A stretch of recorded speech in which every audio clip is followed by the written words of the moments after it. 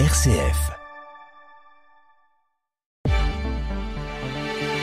Bonjour à tous, très bon réveil. Merci de nous rejoindre pour votre édition locale en Champagne en ce mardi 4 novembre. Au sommaire, le No-Tourisme Lab lance son appel à projet 2026.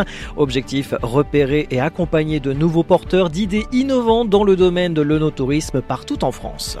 Depuis fin octobre, la Maison de prévention et protection des familles des Ardennes dispose d'une mallette pédagogique innovante pour sensibiliser les jeunes aux violences intrafamiliales. Reportage. Mais tout d'abord, un point sur la météo près de chez vous pour aujourd'hui en Champagne selon Météo France. Un temps calme, mais le ciel sera voilé sur l'ensemble de la journée. Attention au brouillard par endroits, notamment du côté du sud de la Champagne crayeuse, mais aussi du côté de l'Argonne, avec des températures qui fluctueront entre 7 et 15 degrés. RCF Cœur de Champagne, le journal Christopher Fausten. Le No-Tourisme Lab lance son nouvel appel à projet. Le dispositif vise à soutenir et accompagner les entrepreneurs porteurs d'idées innovantes dans le domaine de l'œnotourisme. Objectif, faire émerger de nouvelles expériences autour du vin et du patrimoine viticole partout en France. Sarah Amrani, chargée de l'innovation œnotouristique à l'Œnotourisme Lab au sein de l'Agence de développement touristique de la Marne, nous en dit plus. On accompagne des porteurs de projets touristique innovant depuis 2019 et ces porteurs de projets peuvent être des startups, des étudiants, des adultes en reconversion, des prestataires touristiques, œnotouristiques, etc. On n'a pas de discrimination quant au statut de nos porteurs de projets. Ce sont des ateliers collectifs et thématiques que l'on va faire avec tous nos porteurs de projets, mais aussi des sessions de coaching personnalisées pour s'adapter aux besoins spécifiques de chaque porteur de projet et à l'avancée de chaque projet œnotouristique. Nos porteurs de projets sont basés en Champagne, mais pas que, puisqu'on accompagne des porteurs de projets qui sont partout en France. Depuis 2019, le No-Tourisme Lab accompagne start-up, étudiants et entrepreneurs dans le développement de projets innovants liés à l'œnotourisme.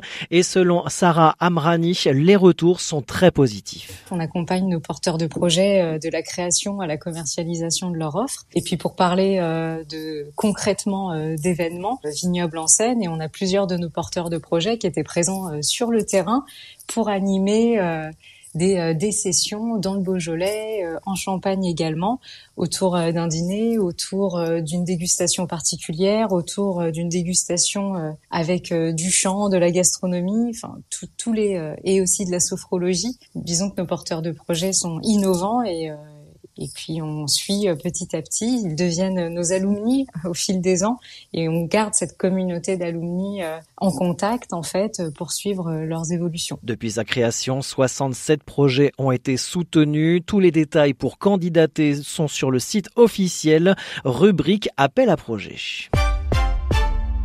Depuis fin octobre, la Maison de prévention et protection des familles des Ardennes dispose d'une mallette pédagogique innovante pour sensibiliser les jeunes aux violences intrafamiliales.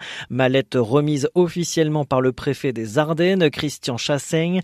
Cet outil interactif et ludique conçu pour prévenir et éduquer les jeunes, notamment les enfants âgés de 9 à 13 ans, marque une étape importante dans la lutte contre les violences intrafamiliales. La mallette contient 90 fiches pédagogiques réparties en 3 axes principaux.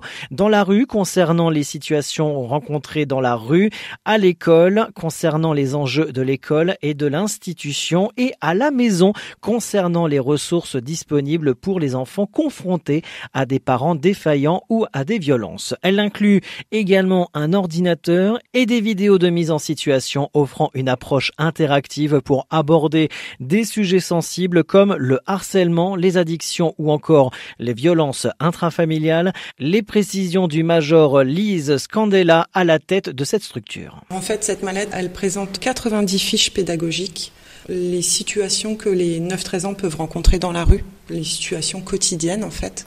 30 thèmes sur l'école et 30 fiches sur la maison. Elle permet d'identifier les acteurs qui peuvent intervenir en cas de parents défaillants, savoir l'enfant qu'il doit contacter s'il est victime de violences intrafamiliales, en fait, pour nous, c'est une réelle plus-value. Ça va nous permettre de mettre des noms sur des institutions par rapport à des situations. Parce qu'en fait, il y a une petite vidéo qui est passée, une discussion collective, une prise de parole de la part des enfants, ensuite nos forces de l'ordre et la réponse que fait la loi par rapport à cette mallette. Un dispositif en réponse à une réalité alarmante. La maison locale, ouverte depuis septembre 2020, accompagne les victimes de violences intrafamiliales après leur dépôt de plainte. En 2025, plus de 200 auditions de mineurs ont déjà été réalisées. Un chiffre en constante augmentation. La mallette pédagogique vise à briser le silence et à informer les enfants sur leurs droits et les recours possibles. Lise Scandella, Margeur, commandant de la structure locale, revient sur les chiffres affolants des enfants victimes de violences. Nous, MPPF 08, on a vu le jour le 1er septembre 2020. À cette époque, aucune audition Mélanie n'avait été faite. C'était le temps de la mise en place. En 2021, 39, 2022, 143, 2024, 206. À ce jour, 17 octobre 2025, j'ai pris la 192e ce matin. Donc les chiffres vont être largement dépassés. On est de plus en plus sollicités et on ne fait que les infractions les plus graves. Certains collègues sensibilisés à la formation Mélanie en font eux de leur côté. Les plus de 10 ans et les victimes de violences intrafamiliales sont parfois pris en compte par les collègues des unités de terrain. Donc en réalité, il y en a beaucoup plus. Des propos recueillis par Alexis Claudretz pour RCF. Cette rentrée des vacances de la Toussaint marque le déploiement de la mallette dans les écoles primaires et les collèges des Ardennes. Les gendarmes et les intervenants sociaux espèrent ainsi mesurer l'impact de cet outil sur la prévention et la détection des situations à risque. L'Agence régionale de santé, la région académique et l'assurance maladie relancent pour la 3e année consécutive la campagne de vaccination scolaire contre le papillomavirus dans les collèges du Grand Est. Public concerné, les élèves de 5e des établissements publics et privés volontaires, soit plus de 64 000 jeunes dans 583 collèges. Nouveauté cette année, le vaccin contre les méningocoques A, C, W et Y qui est aussi proposé gratuitement en même temps que le vaccin anti-HPV. Aucun frais pour les familles, tout est pris en charge par l'assurance maladie. Les vaccinations seront réalisées directement dans les établissements par des équipes mobiles sur 1 ou 2 années scolaires. La participation reste volontaire avec l'autorisation des 2 parents via un formulaire papier ou en ligne. Objectif, renforcer la protection des adolescents contre 2 infections graves, les HPV responsables de cancer et les méningites et méningocoques parfois mortelles. Toutes les informations pratiques sont à retrouver sur le site de l'ARS Grand Est.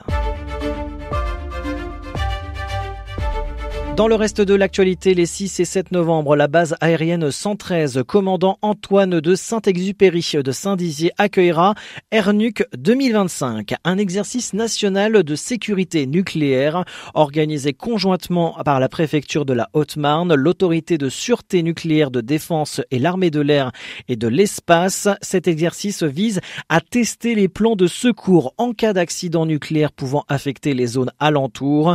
Les autorités profiteront également de l'occasion pour évaluer le dispositif d'alerte FR Alert capable d'envoyer des notifications sur les téléphones mobiles des populations exposées. Et un point sur les travaux qui sont prévus sur la route départementale 951 entre Reims et Épernay au niveau de Dizy pendant 2 jours jusqu'au 7 novembre. Il s'agit de la mise en place de dispositifs d'alerte sonore. La circulation sera réduite à une seule voie dans les 2 sens. Fin de ce journal. L'actualité en continu sur les réseaux sociaux de RCF Cœur de Champagne. Très bonne matinée à tous.